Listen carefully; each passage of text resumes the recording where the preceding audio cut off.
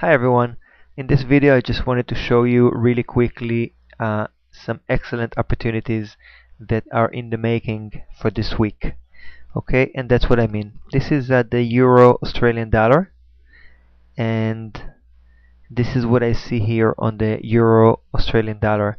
I really tried to combine both of our approaches from before and what we do now, and this is the results, and I think it's pretty good results, so check it out. Basically, we have here a downtrend that's been going on for a long time.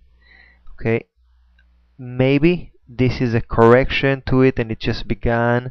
Maybe it's some sort of a short retracement, and we don't know. But there is an up move here that has begun, and we want to focus on that up move only. Okay, so this is the daily chart.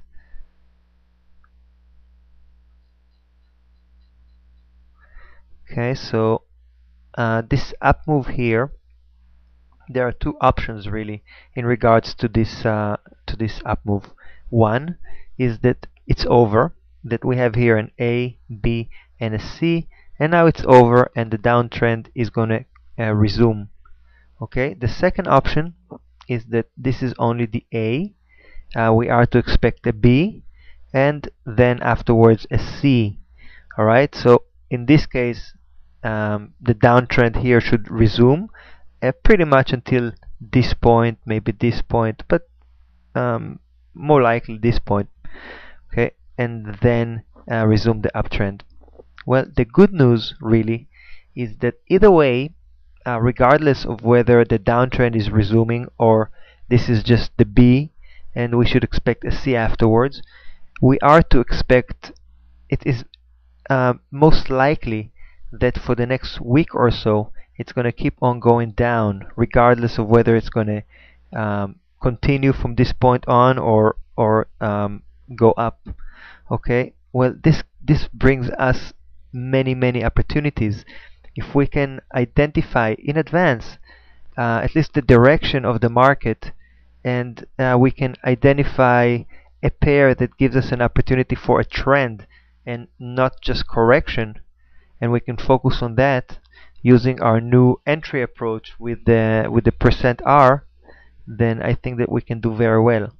Okay, so from our old perspective, this is what I see. This is a likely target for this B to end somewhere around this point. So that gives us, quite a few pips here. That gives us about 400 pips approximately if it went to this point or so.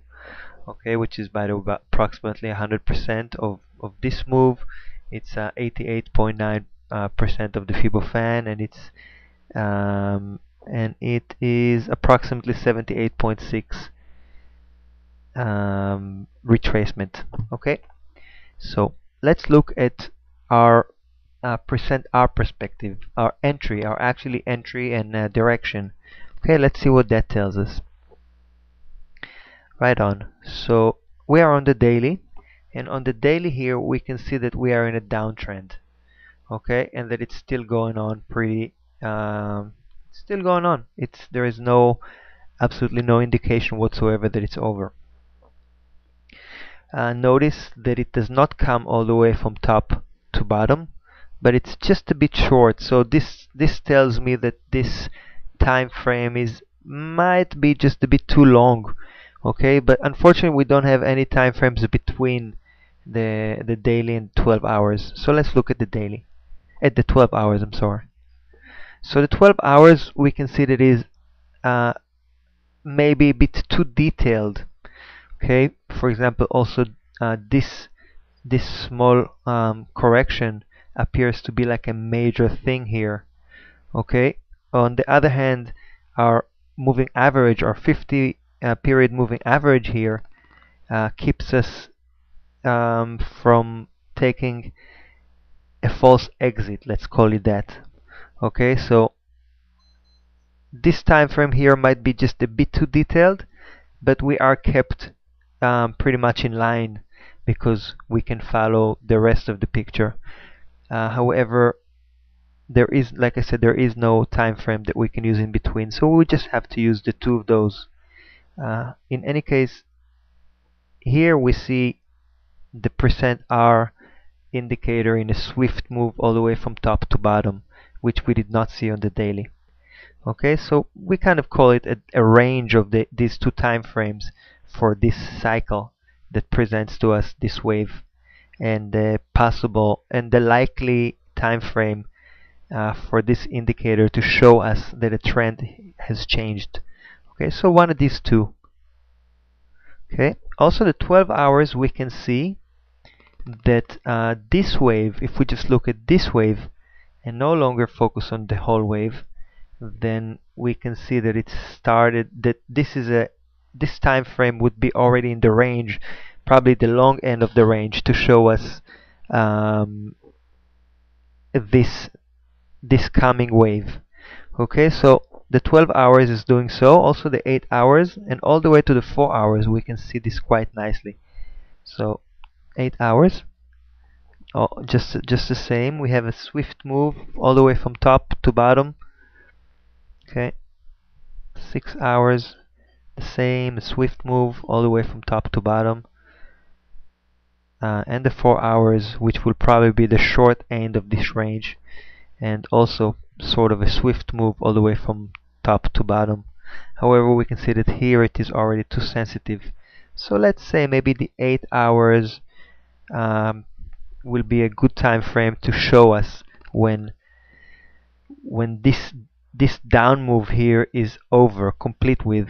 And we will see this by the percent hour when it crosses the moving average, okay, on pretty much on this time frame.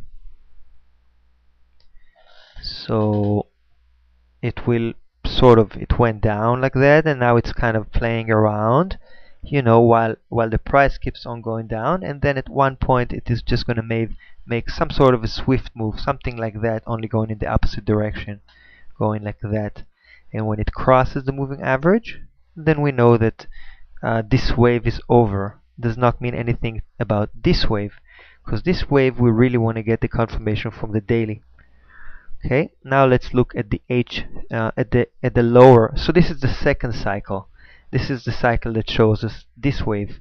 Now let's focus on the cycle that shows us this as a complete wave and this as the correction to that. Okay, so this will be on around the 3 hours. We can see here sort of a swift move, pretty swift, all the way from bottom to top. Okay, and then here it is the correction to that. Okay, in this case I also drew out this trend line and also this trend line, and if I was interested in catching the next long, then I will enter at the break of this or at the break of this, or somewhere in between. But I'm not really focused on the long at the moment. I'm focused more on the short possibilities. Okay, so this here is the correction to that, and we have here sort of an A, B, and we are to expect still a C that will be relative to this move, and that will complete the correction, the correction to this wave. Okay, and then afterwards, after it gets to approximately this point, somewhere, I'm not really sure exactly where, we would want to see price going down, and that's when we want to catch. But when it gets to here, obviously the percent hour will also be somewhere on the top, and that's when it's crossing it right back down after this move that is relative to this. That's when we want to start getting in, pretty much based on the, we can see here even better, although it does not reach all the way to the top. Okay, and the 1 hour as well. Okay, the 1 hour, we can pretty much see it the best, all the way from bottom to top in one swift move. Now, only thing about the 1 hour is that it's way too sensitive. Okay, so we have to watch out about that. But now that we are pretty much expecting it to go to approximately this point here and only then starts going down, this narrows the possibilities of us having a false entry. Okay, because we are looking for a short, and we will try and get it after a move that is relative to this, okay, that will reach approximately this point. So that's the Euro Australian dollar for this week. Hope you find it enjoyable and helpful. Ciao.